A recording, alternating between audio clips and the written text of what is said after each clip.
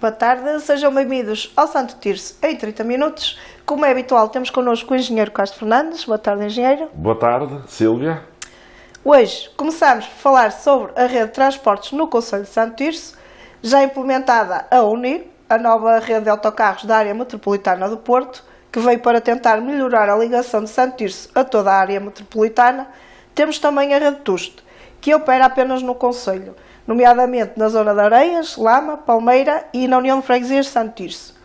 A rede TUST terá futuro? É solução para a falta de transporte público no concelho? Será que poderia abranger todo o concelho e assim comatar a falta de soluções de transportes em algumas freguesias? Ora bem, o problema dos transportes públicos, dos transportes urbanos, é um problema que atravessa a sociedade, porque o transporte público substitui-se ao veículo individual e, portanto, pode ser muito positivo, mesmo em questões relacionadas com o ambiente. Portanto, a existência de mais transporte público impede que haja mais carros individuais e isso diminui claramente a poluição, organiza melhor o tráfego, diminui o número de automóveis, portanto, os transportes são hoje um elemento essencial.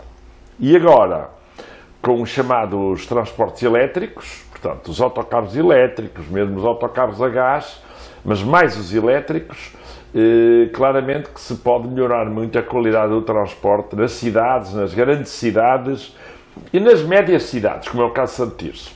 Aliás, o transporte público é tão importante que, para diminuir o tráfego em muitos países, há cidades que já pagam a totalidade do transporte público aos seus utentes. Aqui em Santo Tirso, há muitos anos já que os TUST têm feito um pouco esse papel, não pagam todos, mas pagam transporte às crianças para ir para a escola, pagam grande parte do transporte da terceira idade, com diminuição relativa do custo, e, portanto, é uma questão de saber se pode ou não evoluir para um sistema de transporte gratuito. Eu estou convencido que mais uns anos o transporte será gratuito em Lisboa, onde já há propostas feitas pela Câmara de Lisboa nesse sentido, no Porto, nas grandes e médias cidades. Em Santo Tirso, há um problema. Nós temos os TUST há muitos anos, que têm feito o seu papel ao nível mais próximo da sede do concelho, das freguesias que a Sílvia aí referiu, Areias, Lama, Palmeira, Sequeiró e depois também a União de Freguesias de Santo Tirso, Santa Cristina, São Miguel de Couto e Burgais. E só isso já serve uma boa parte do concelho. Servem uns 30% a 35%. É lógico que o ideal seria que os TUST servissem todo o concelho, porque há freguesias que têm dificuldades enormes de vir cá os seus municípios ao centro, nomeadamente, estou-me a lembrar de Vilarinho, que é muito distante, e de, por exemplo, Água Longa, que é no outro extremo. Os TUST, pelos vistos, a evolução natural é de que haja uma alteração, está a ser feito um acordo entre os municípios do Alto Ave, com vista à existência de um transporte conjunto nos municípios do Ave, e, por outro lado, já está feito o acordo e está no terreno já um sistema UNIR. O sistema UNIR que envolve todos os municípios da área metropolitana do Porto. Santo Tirso aderiu ao UNIR. Dizem-me que tem havido muitos problemas no início do processo. Houve mesmo, a gente lê nos jornais, lê nas redes sociais, que houve mesmo alunos de escolas que chegaram atrasados às aulas, trabalhadores que chegavam muito atrasados aos locais de trabalho, ou seja, há algo que falhou no início. Dizem-me também que está a haver uma correção desse processo. Pois está, também é natural, quando é uma coisa diferente e nova tem que ser ajustado. Exatamente, e em Gaia foi muito pior, tiveram a fazer cenas de esclarecimento, sessões de esclarecimento por todo o Concelho de Gaia para explicar às pessoas como é que circulavam os transportes UNIR, porque, pelo que dizem, muitos dos motoristas não conheciam os circuitos, tinham de andar de GPS a conduzir. Ora, um motorista profissional tem de saber exatamente por onde vai, onde para, onde larga os trabalhadores, onde larga os alunos, onde apanha os alunos, onde são as escolas. Tudo isso é muito positivo. E o que eu espero, francamente, é que, no que diz respeito aos TUST, que não sejam com os TUST sem alternativa. No que se refere ao UNIR, que melhore, francamente, o transporte do sistema de UNIR, aqueles autocarros azuis que andam aí. E no que se refere ao AVE e às ligações entre o AVE, entre Famalicão, Guimarães, Santo Tirso, Trofa, Vizela, que também esse sistema todo melhor, francamente, para que todos nós possamos usufruir de um transporte público melhor. É lógico que isso também tem de ter pontos de contacto com os munícipes têm de saber onde é que é onde apanhar os autocarros, tem de haver os chamados interfaces, tem de haver grandes parques de estacionamento que permitam a ligação aos transportes públicos. Nós hoje, por exemplo, vemos na estação de Santo Tirso e na estação de Vila das Artes, Caminho de Ferro, já muitos carros parados. No início não havia um carro lá parado. O que significa que há muita gente que está a utilizar o Caminho de Ferro e faz os estacionamentos no parque. Quanto ao transporte público, tem de haver um sistema de interface, de ligação, que permita que as pessoas possam ir no carro até apanhar o transporte público, depois passem para o transporte público e sigam para o trabalho, regressem a casa. Bom, tudo isto tem de funcionar em pleno. É o sistema normal num país normal, é o sistema normal num país europeu e, como digo, é algo muito importante o problema dos transportes públicos e espero que os órgãos autárquicos estejam atentos e que resolvam os problemas que têm surgido. Claro, e mesmo até se queremos abolir os carros das cidades, temos que ter Abolir, alternativas. não digo, mas diminuir, mas com alternativa. Pois, senão, Que é com... quem ainda consegue andar bem a pé, ainda Exato. pode fazer o Não, mas percurso o andar a pé também é relativo, não se pode andar muitos quilómetros. Lá teremos que pegar na bicicleta. Mudando agora de assunto, tal como tinha sido anunciado no ano passado, já foi criada a nova Unidade Local de Saúde do Médio Aba. Muito bem. Agrupa os Centros de Saúde Santo Tirso, Trofa, Famalicão e o Centro Hospitalar do Médio Aba. A sede desta nova unidade de saúde fica em Santo Tirso, mais concretamente Já estava? no Hospital Está de Santo desde o Tirso. início da criação do Centro Hospitalar do Médio Aba, que agrupa os hospitais Santo Tirso e Famalicão, e a sede sempre foi aqui. E é aqui que devem trabalhar os órgãos dirigentes. O Conselho não quer dizer que não vão aos outros sítios. Agora ao Centro de Saúde, ao Hospital Famalicão. Mas a sede de funcionamento do Conselho de Administração é Santo Tirso, é aqui que está no Decreto-Lei. Foi assim que o definiu a legislação, foi criada em 2007. António Barbosa vai presidir a nova Unidade Local de Saúde, tal como já presidia o Centro Hospitalar Médio Aba. Que benefícios é que esta alteração vai trazer para a população numa altura em que atravessamos das piores crises sempre no setor da saúde em Portugal? Ora bem, eu francamente penso que as alterações feitas pelo Ministério da Saúde, nomeadamente pelo Dr. Manuel Pizarro, que foi quem introduziu esta grande alteração da criação das ULS, Unidades Locais de Saúde, que não é um sistema novo, atenção, que não é um sistema novo. Já existe o ULS há mais de 20 anos. A primeira unidade local de saúde criada em Portugal foi em Matosinhos, que agrupa o Pedro Spano e o Centro de Saúde, e funciona bem. Esta ULS penso que vai melhorar. Houve alterações no Conselho de Administração. O Conselho de Administração da ULS tem mais gente de Santo Tirso, que é muito bom. Porque é mesmo assim, se à frente do Conselho de Administração estiverem muitas pessoas de fora do Conselho, é claro que o nosso Conselho não sai grandemente beneficiado. Pois. Mas agora nós já lá temos 3 pessoas, se me permitem, no Conselho de Administração. Temos a doutora Violeta, que é a diretora clínica do CHMA, que é muito conhecida, especialista em medicina interna e é conhecida no Hospital de Santo Tirso. Temos também a enfermeira, acho que é Daniela Valbeira, penso que é o nome, Sim. que vai ser a enfermeira diretora, e dizem-me que é uma jovem competente e capaz, ligada também ao Hospital de Santo Tirso, e vamos ter mais um elemento que é um quadro do Hospital de Santo Tirso, que era o diretor do agrupamento do Centro de Saúde de Santo Tirso e Trofa, que é o engenheiro Nuno Carvalho, que foi indicado pelos 3 municípios, pelo município de Santo Tirso, pelo Presidente, é claro, pelo município da Trofa, pelo Presidente, e pelo município de Famalicão. Portanto, temos 3 elementos do Conselho de Administração que podem ajudar muito à resolução e à ultrapassagem dos problemas que existem. Continua, como disse o Presidente, o António Barbosa, que eu conheço há muitos anos, ele chegou a ser vereador na Câmara de Famalicão, quando eu era também vereador, e era Presidente de Famalicão o Dr. Agostinho Fernandes. Depois há o Dr. Muniz, que é um dos administradores que também já pertencia ao Conselho de Administração e vai continuar. E depois há um doutor que vai ser o diretor clínico dos cuidados primários, seja dos centros de saúde.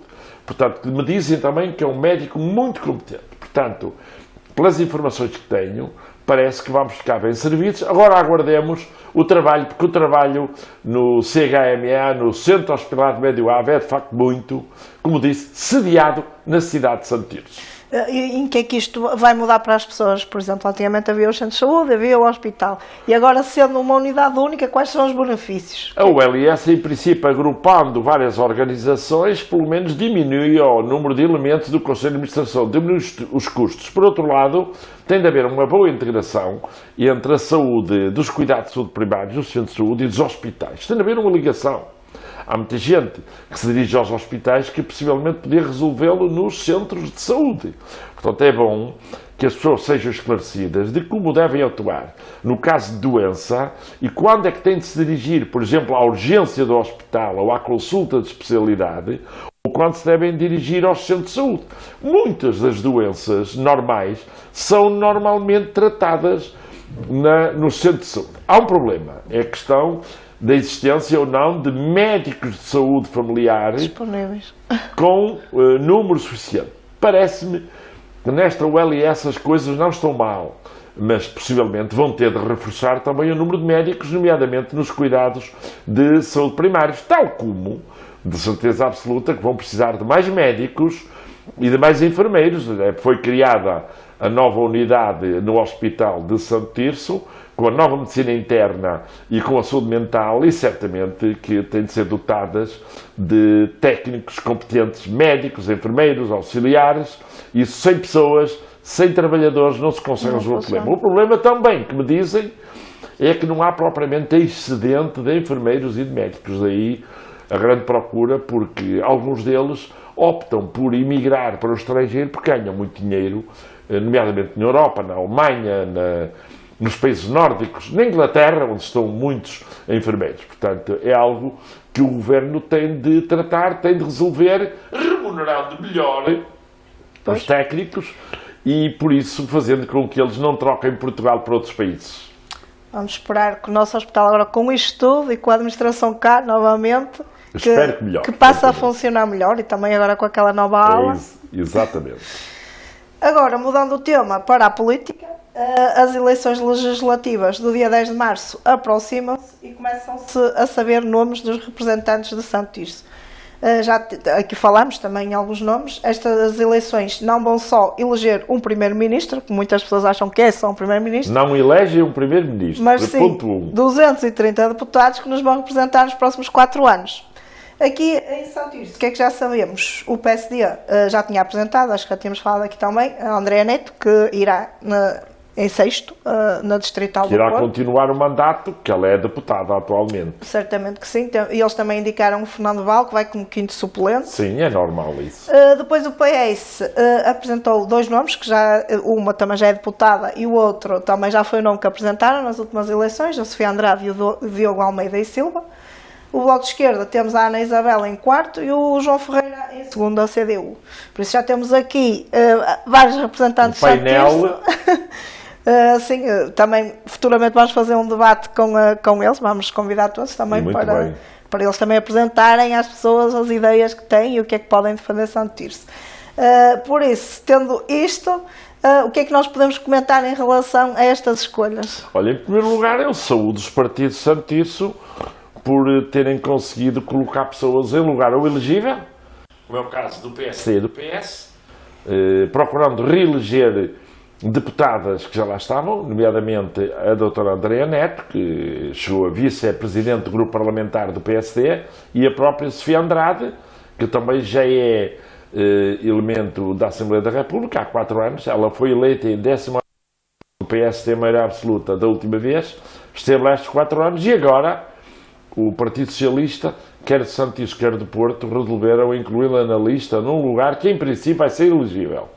Ela foi indicada pelo Porto em 8º lugar, mas agora com a composição que vai ser feita a nível nacional, hoje mesmo, logo à noite, vai ser uma noite muito importante em termos políticos.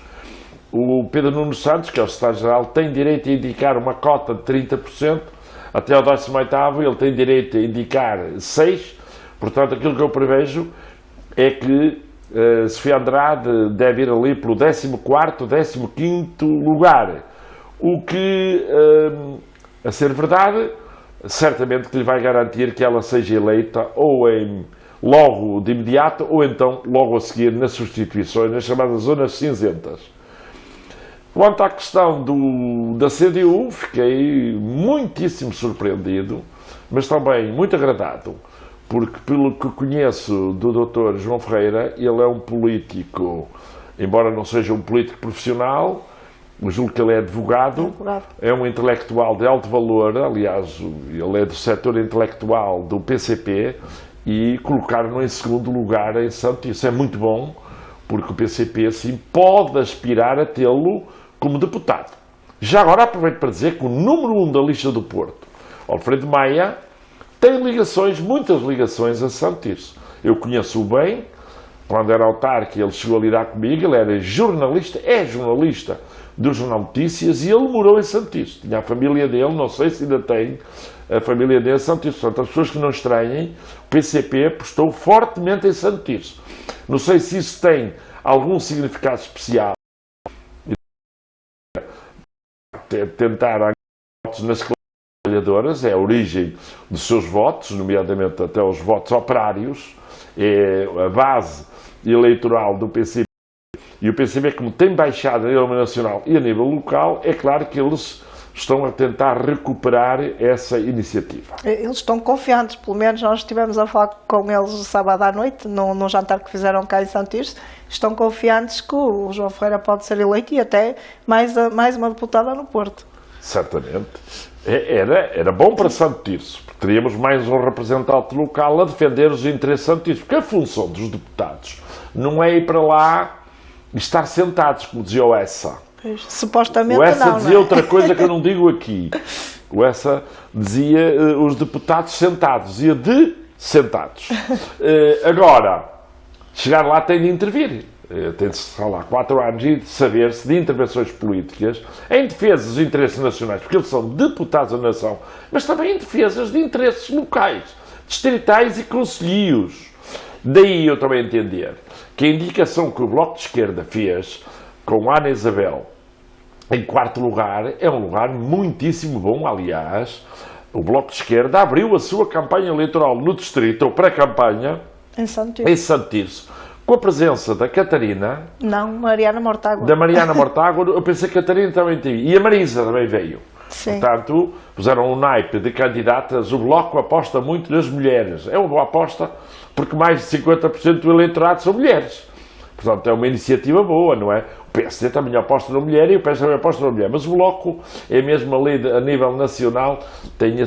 Temos 4 boas candidatas a deputadas, umas com mais possibilidades de ser elegidas, outras não. De qualquer forma, penso que é positivo e só espero que o debate que vocês, o Diário de Santo Tirso, vão organizar com os candidatos a deputados, parece que é um por cada partido, que seja positivo em termos de esclarecimento das ideias que têm para o Conselho, também para o Distrito, para o Norte de Portugal, porque é muito importante que os eleitores saibam ao que vêm os candidatos, para que as pessoas se entusiasmem e vão votar, porque não fiquem em casa, porque não se abstenham. O grande problema que há nas eleições é as pessoas não votarem. É falta de motivação para que as pessoas abandonem naquele domingo o dia de estarem, em vez de estarem em casa, irem votar, e é muito importante. Não pode acontecer o que está a ter acontecido, que não haver uma abstenção de 50% em Santo Tirso. Não pode acontecer. É um erro crasso. E depois há uma coisa. Quem não vota não pode reclamar do que... Pois, mas acho que são os que mais reclamam depois, são aqueles que não vão votar. Também acontece. E depois os nossos antepassados lutaram, houve o 25 de Abril, para podermos ter direito a votar. E agora as pessoas simplesmente não aparecem. As votações, a seguir ao 25 de Abril, atingiram os 80% e 90%. Isto, quando era autarca, as votações atingiam os 70%, 75%. Agora, se baixarem para 50%, quer dizer, isto é a desmotivação completa da política e da própria democracia. Embora há países muito avançados, já agora aproveito para dizer, como é o caso dos Estados Unidos da América, onde, para a presidência da República, votam só 50% dos americanos. 50% dos americanos não ligam nenhum às eleições. São as contradições do sistema democrático. e que as pessoas só se apercebem do que pode ocorrer quando depois de um momento para o outro vira a democracia para uma ditadura e depois percebem o que é que pode acontecer aos eleitores e às suas famílias e aos trabalhadores. Pois, porque é essencial, cada um dá a sua opinião, cada um tem direito a votar e depois logo se decide, não é? Agora não podem depois andar o país todo em greves e depois chegamos às eleições e mais metade da população não vai votar. Exatamente. Então está satisfeita, não é? Exatamente. Passando agora às nossas considerações finais. O Rotary Clube de Santo Tirso homenageou no passado dia 16 o piloto tircense Armindo Araújo, uma homenagem merecida a uma pessoa que leva o nome do nosso concelho, quer por todo o país, como também no estrangeiro. Sim, Armindo Araújo é neste momento, em termos desportivos, talvez a figura mais relevante do Conselho de Santo Tirso. Há outras figuras. Ainda recentemente, por exemplo, faleceu um homem que era um ícone do Conselho, o Alberto Festa, que foi magriço no Mundial de 66, mas o Alberto Festa, como é lógico, com a idade, foi diminuindo a sua atividade e, portanto, o Armindo, entretanto, desde praticamente o ano 2000, que tem vindo em crescendo.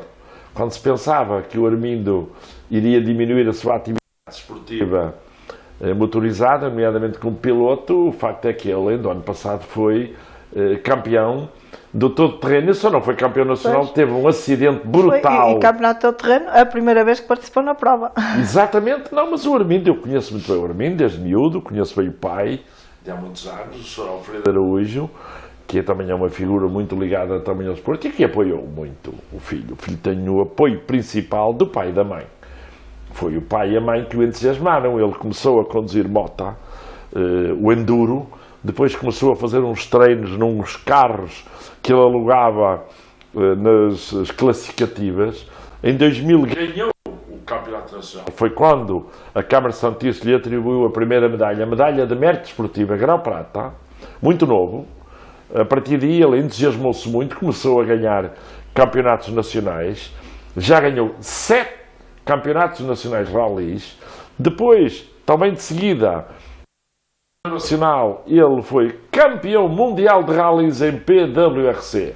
Eu próprio tive a oportunidade de o acompanhar numa prova do Mundial realizada na Grécia, o célebre Rally da Acrópole, de que eu falei em Rotary, onde ele ganhou a primeira prova classificativa aos campeões do mundo WRC. Ganhou o Loeb e esses craques todos. Foi um facto único. Na altura, o Armindo corria pela Mitsubishi e os diretores da Mitsubishi Japão estavam lá ao meu lado, ficaram a olhar como era possível um condutor de PWRC, que são os carros de produção, consegue ganhar aos craques mundiais. E eu disse-lhe, no meu inglês, que eles olhassem bem para ele, porque ele devia ser uma grande aposta da Mitsubishi Mundial e certamente que ele não ia deixar o nome da Mitsubishi mal. Infelizmente a Mitsubishi, pouco tempo depois, deixou de competir em Portugal e ele, que é um piloto profissional, teve de optar por outros. Mas ele ganhou 2 vezes o Mundial. Aliás, o primeiro Mundial que ele ganhou em Faro. Eu não pude assistir, mas estava lá a 1 ou 2 quilómetros, não pude assistir a esse momento de vitória, onde ele teve, de facto, uma celebração única. E ele, aliás, como eu já o referi, foi homenageado pelo governo de então com a medalha de mérito desportiva. Ele teve a medalha governamental de mérito desportivo, que é um galardão que muito poucos atletas têm, só campeões, medalhas de ouro e campeões a nível olímpico é que o tem. Ele teve a medalha de mérito desportiva, portanto ele tem de facto umas capacidades únicas. Espero bem que o rally lhe corra bem este ano. Ele é um homem que, de facto, sendo jovem, ainda tem de dar muito ao desporto motorizado e tem estes apoiantes dele em Santo Tirso, no Distrito, no Norte, mesmo no Mundial. Em todo o país. No Mundial ele é, de facto, um homem de grande valor e certamente que isso só honra o nosso Conselho, porque ele assume-se como o piloto de Santo Tirso. Sempre foi o piloto de Santo Tirso.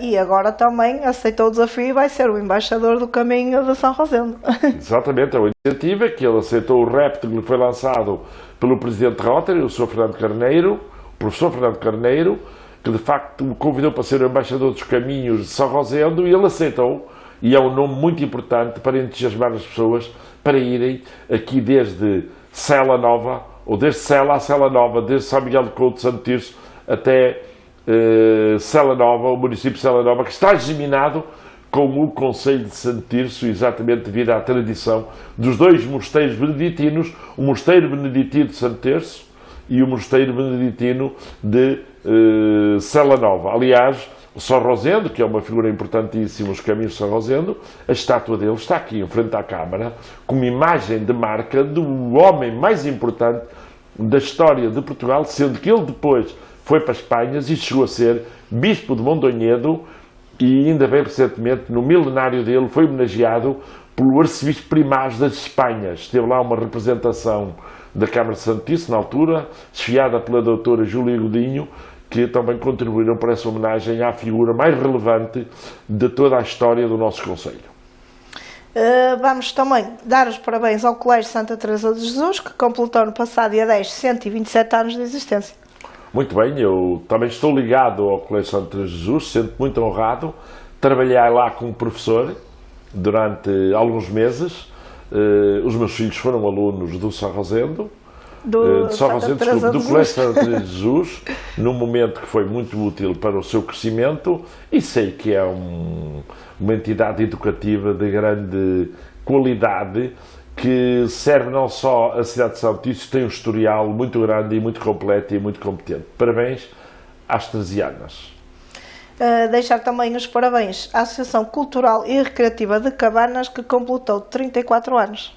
É uma sociedade, uma associação já pós 25 de Abril, com trabalho feito, trabalho positivo, e certamente continuará a trabalhar para o futuro em prol de Montecórdoba e do nosso concelho também. Assinalamos também o aniversário da inauguração do Passeio das Margens do Ave. Foi há 12 anos que uma multidão de gente, acompanhada pelo Presidente da República, Cavaco Silva, nessa altura, presenciaram a inauguração desta obra de grande interesse para os tircenses. Sim, eu também estive nessa inauguração. Como sabem, realizou-se no dia 21 de janeiro de 2012. O tempo passa um pouco rápido. Aquele Passeio das Margens do Ave já tem 12 anos, portanto é uma imagem de marca da cidade.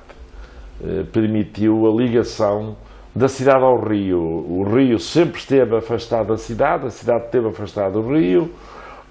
Havia umas provas de barcos antigamente, os barcos estavam no rio, depois desapareceram, havia uma praia fluvial, muito interessante, mas era preciso fazer algo de mais. E depois, em 2005, ter sido executado o Parque Urbano de Rabada, que veio dar uma nova centralidade ambiental às margens do Ave, fez-se a ligação em 2012 entre o Parque Urbano de Rabada, então em Bergães, hoje União de Freguesias de Santo Tirso, e o passeio que vem até à estação, praticamente até à estação do Caminho de Ferro de Santo Tirso. E no âmbito das obras da Margem do Ave também foram feitas obras, como é sabido, nos Passeios dos Frades, do lado da Escola Agrícola. Também ao momento em que foi feito o Passeio das Margens do Ave, foi recuperado o Passeio dos Frades, e foram feitas obras também de recuperação da antiga fábrica de Santo Tirso. Portanto, essas obras marcaram uma época, penso que ficaram como referência. Apraz-me registar que sempre que circulo pela cidade, as pessoas a ir com equipamentos de preparação física a dirigirem-se a pé para o rio, percorrem os quilómetros todos, fazer o circuito desde o centro da cidade até ao Parque Urbano de Rabada, dar uma volta ao parque e voltar, corresponde a um percurso de 6 km, é considerado um percurso muito bom, nem qualquer um pode fazer, mas é agradável e é plano, pelo menos. Exatamente.